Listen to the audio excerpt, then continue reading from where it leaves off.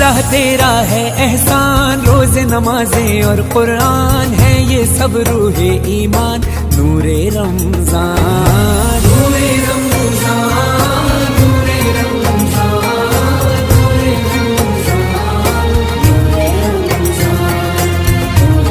رمضان۔ السلام علیکم ورحمۃ اللہ وبرکاتہ۔ محترم سامعین و ناظرین حضرات، رسول اللہ صلی اللہ علیہ وسلم نے ارشاد فرمایا روزے دار کی دعا قبول ہوتی ہے، یعنی روزے دار کی دعا رد نہیں ہوتی ہے۔ روزے دار جو اللہ تعالیٰ سے مانگتا ہے اللہ تعالیٰ اس کو عطا فرما دیتے۔ خاص طور پر سحری کے وقت میں اللہ تعالیٰ سے دعائیں مانگنا چاہیے۔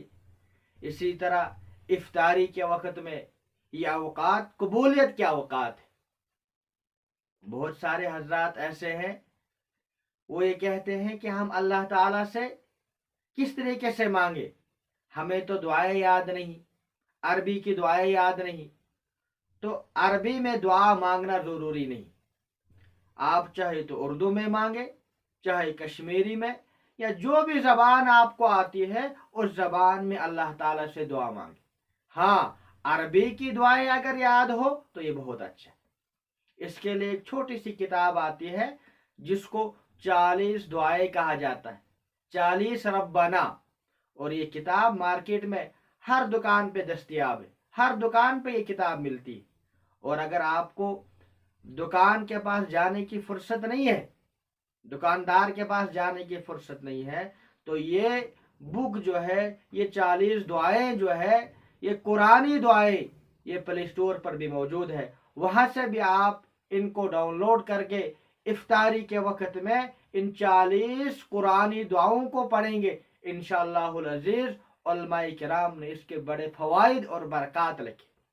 افطاری کے وقت ان 40 دعاؤں کو پڑھے اور اللہ تعالیٰ سے دعا مانگے۔ یہ جو ماہ سیام ہے یہ دعاؤں کا مہینہ ہے، اور خاص طور پر افطاری کا وقت جو ہے یہ دعا کی قبولیت کا وقت ہے۔ لہذا اس وقت اپنے لیے، اپنے اولاد کے لیے، والدین کے لیے، اپنی بستی کے لیے، تمام امت مسلمہ کے لیے، مرحومین کے لیے دعائیں مانگے۔ اللہ تعالیٰ اس وقت ہماری دعاؤں کو قبول فرمائے۔